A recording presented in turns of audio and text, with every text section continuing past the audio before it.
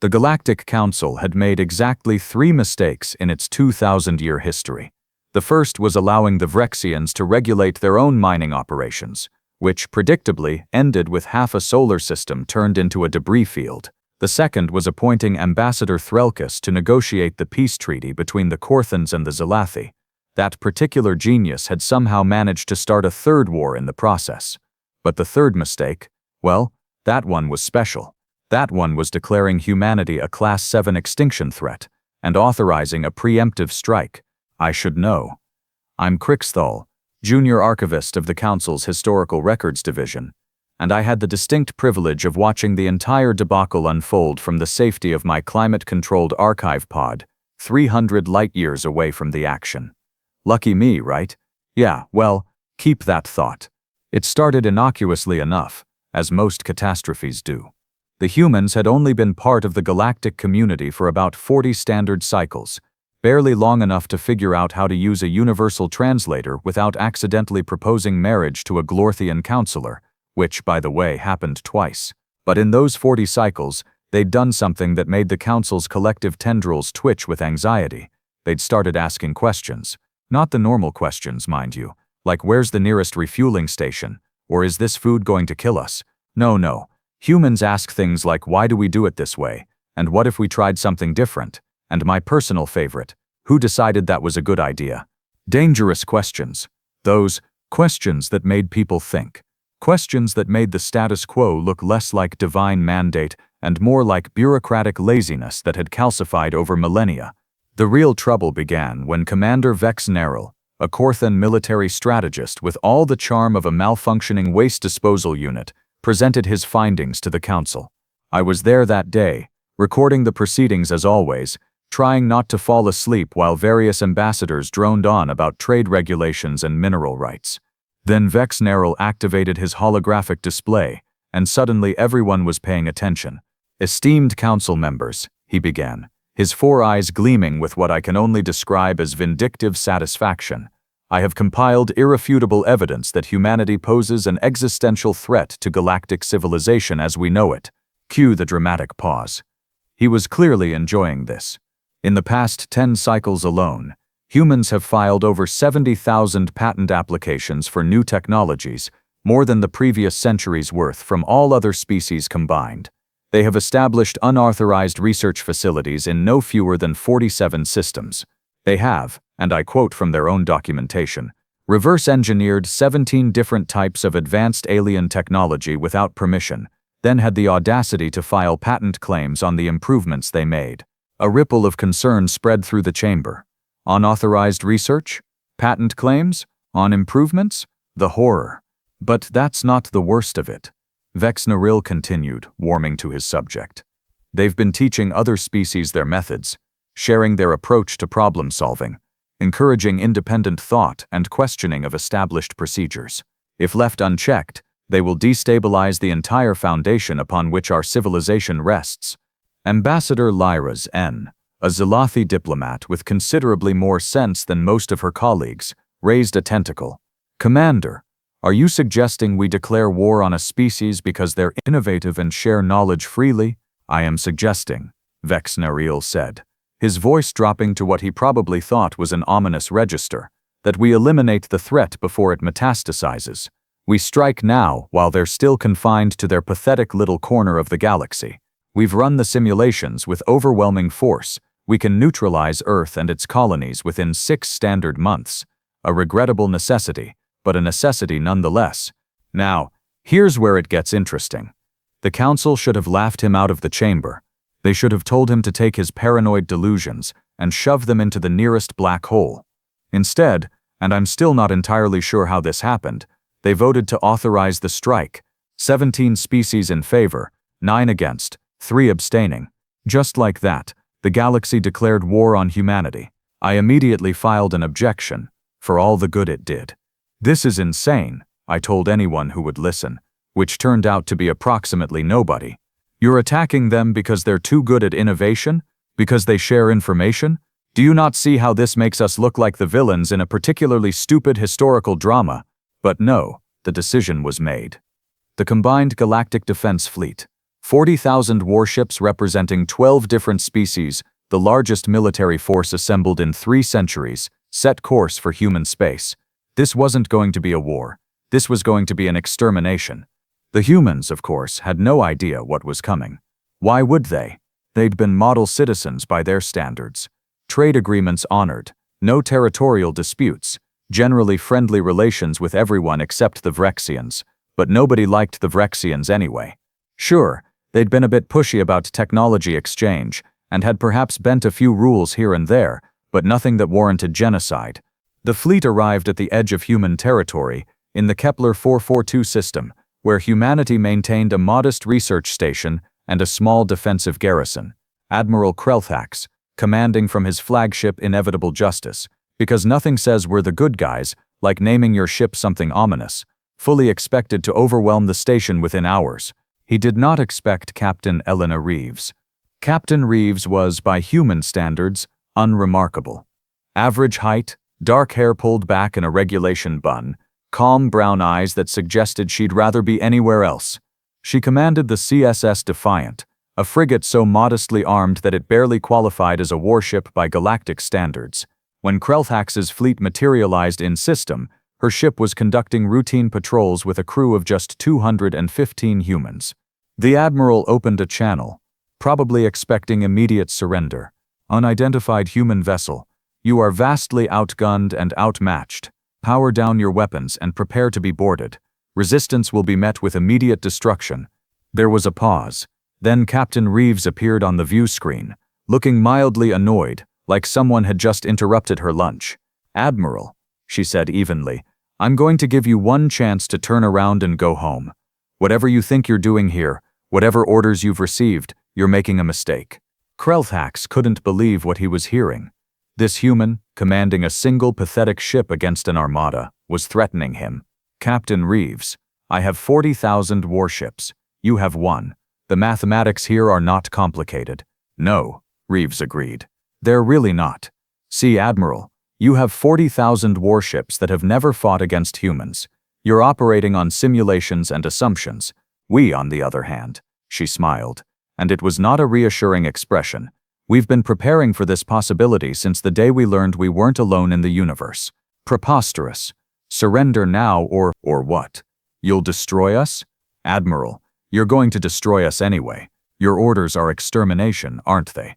So we have nothing to lose. But you have everything to lose. Every ship out there represents resources, personnel, political capital. How many can you afford to sacrifice before this little genocide becomes too expensive to maintain?" Krelthax terminated the connection and gave the order to fire. What happened next would later be analyzed, debated, and taught in military academies across the galaxy, though never with full transparency, because the embarrassment was simply too acute. The Defiant's shields, which should have collapsed under the first volley from the fleet's vanguard, held, then brightened, then impossibly reflected the energy back toward its source, destroying 3 Korthan destroyers before their crews could even process what had happened. "What in the 7 hells?" Krelthax shouted at his tactical officer. "How is that possible? Those are modified civilian shields." "Modified is right, sir," the officer stammered. "They've somehow inverted the polarity matrix and created a feedback loop that I don't want an explanation. Target their engines. Disable that ship." The fleet concentrated fire. 72 warships unleashed everything they had on the single human frigate, enough destructive force to vaporize a small moon. The Defiant banked hard to starboard, accelerated at a rate that should have liquefied its crew from the G-forces, and simply wasn't there anymore. It reappeared 12,000 kilometers away, completely unscathed. "Was that a short-range jump?" Krelthax demanded. "Since when do humans have short-range jump technology?" "Since about 6 months ago, as it turned out. Something about experimental quantum displacement drives and bootstrap paradoxes, and human engineers who really enjoyed proving theoretical physicists wrong. The details are technical and tedious, but the short version is this. Humans had looked at the standard faster-than-light drive, said that's neat, but what if we made it work on shorter distances with faster recycling, and then actually did it? The Defiant flickered in and out of normal space like a particularly aggressive ghost, each appearance coinciding with another devastating strike against the fleet. Reeves wasn't trying to win, that would have been absurd, but she was buying time, and more importantly, she was sending data. Every shot the fleet fired, every tactical maneuver they attempted, every weakness in their formation, all of it was being transmitted back to Earth at faster-than-light speeds, and Earth, as it turned out, was very interested in that data. Krelthax finally managed to land a solid hit on the Defiant after 23 minutes of the most frustrating combat he'd ever experienced. The human ship's shields failed, its hull breached in a dozen places, life support compromised. The Admiral allowed himself a moment of satisfaction as he watched the frigate drift, powerless and broken. Then Captain Reeves broadcast one more message, audio only this time, her voice strained but defiant. "Admiral, you just killed 215 people who were trying to protect you from what comes next. I hope it was worth it." The transmission cut off. The Defiant exploded 3 seconds later, taking 2 more Council ships with it in a spite-filled final maneuver that involved overloading its reactor and ramming the nearest enemy vessel. Acceptable losses, Krelthax told himself, though he didn't quite believe it. Proceed to the next objective. All ships. Maintain battle formation and prepare for. Every sensor on every ship in the fleet screamed in unison. 63 jump signatures, materializing in a perfect sphere around the Council fleet. Not the slow, predictable emergence of standard FTL drives, but the sharp, instantaneous arrival of something far more advanced. And these weren't frigates. "Admiral," his sensor officer said, voice trembling. "I'm reading. Those are colony ships, sir. Civilian vessels. At least half of them are unarmed transports." Krelthax stared at the tactical display, confusion warring with a growing sense of dread. Why would they send unarmed civilian ships against a military fleet? This makes no tactical sense. Then the civilian ships opened fire, and Sense went out the airlock screaming. You see, humans have this peculiar quality that the Council's simulations had completely failed to account for. They improvise. They adapt.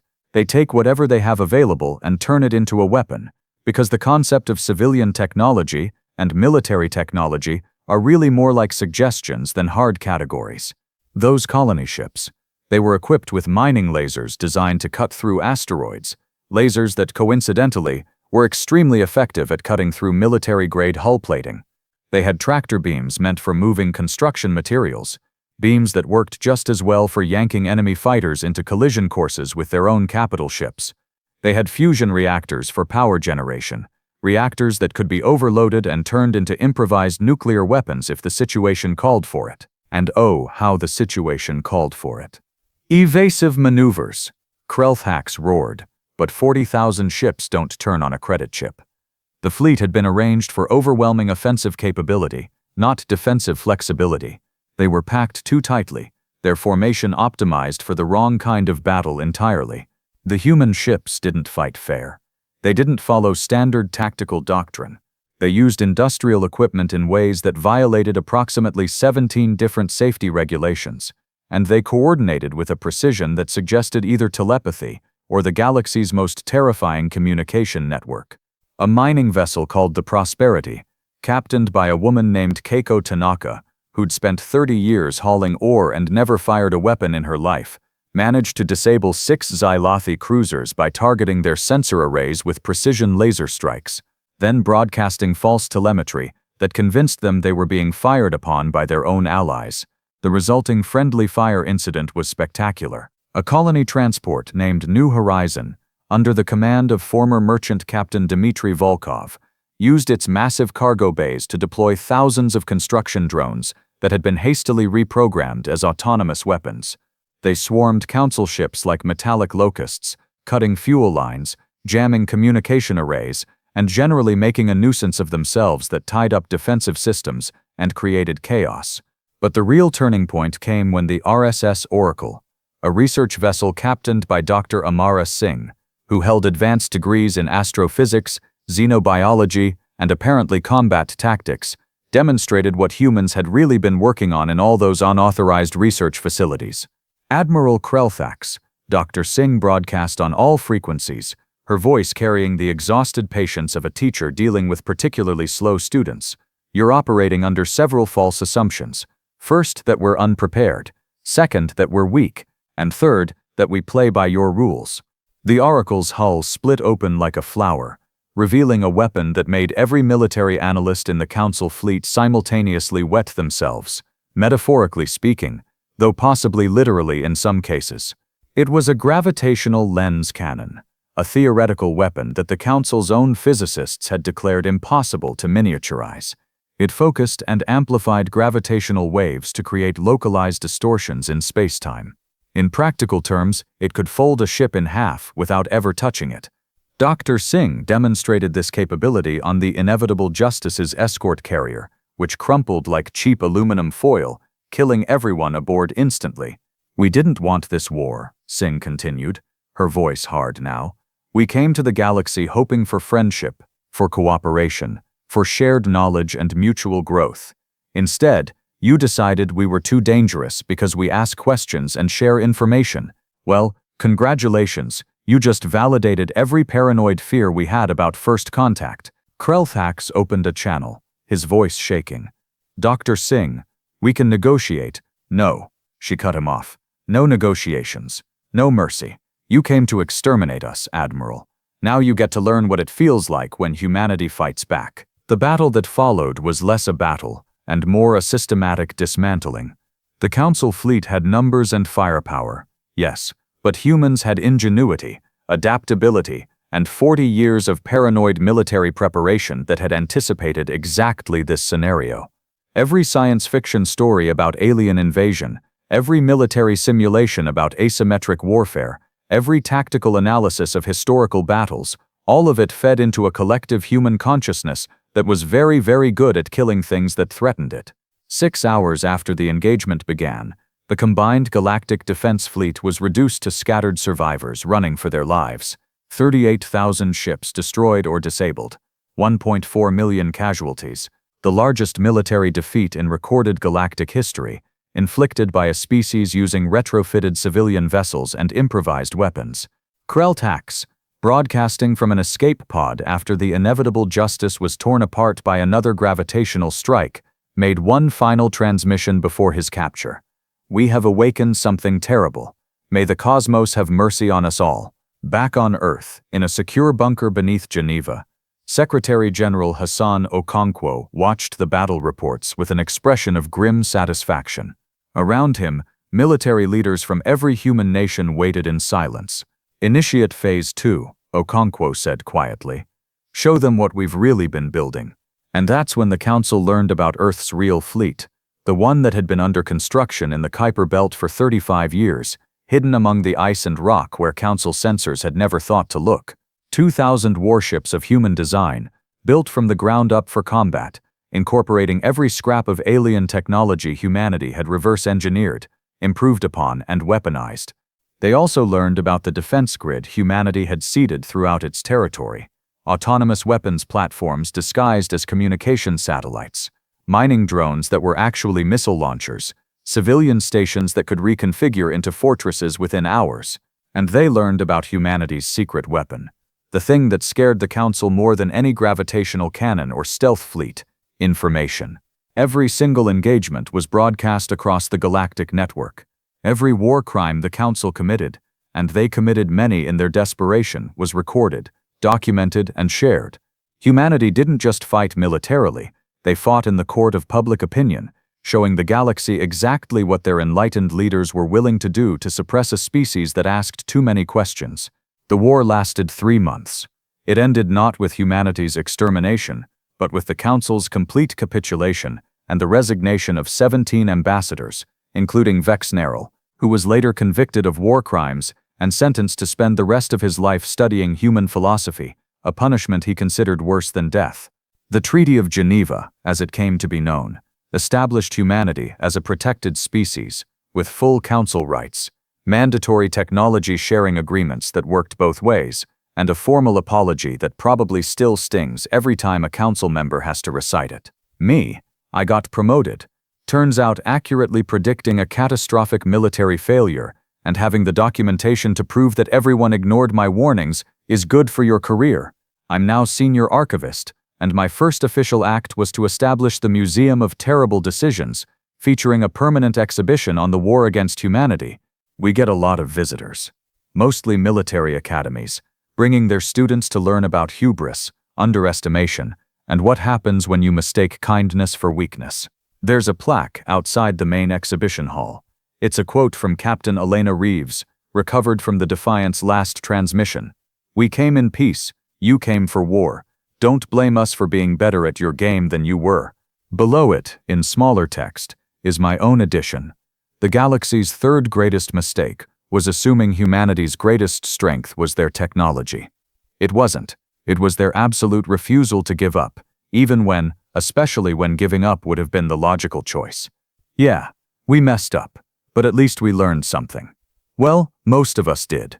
There are still a few species who think they can bully humanity into compliance, who see their innovation as a threat rather than an asset. Those species don't last long. And me, I'm just here recording it all for posterity, watching as humanity continues to ask uncomfortable questions and share dangerous ideas, and generally make the galaxy a better place despite everyone's best efforts to stop them. Turns out the real extinction threat wasn't humanity's weapons or technology, or even their adaptability. It was their ideas, the notion that authority should be questioned, that knowledge should be shared, that we've always done it this way, is the weakest possible justification for anything. Revolutionary concepts, I know. The galaxy's still recovering, probably will be for centuries, but at least now, when someone proposes declaring war on a species because they're too innovative, too curious, too unwilling to accept the status quo, there's a museum full of wreckage to remind us why that's a spectacularly bad idea.